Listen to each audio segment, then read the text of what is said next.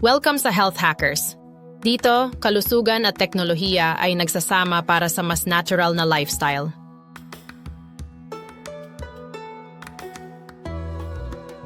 Alam mo ba kung ano ang herbal medicine? Ito ay mga likas na gamot mula sa halaman. Ginagamit na ng mga ninuno natin bago pa man dumating ang modernong medisina.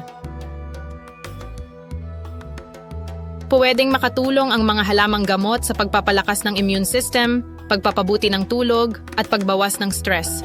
Natural at abot kaya pa.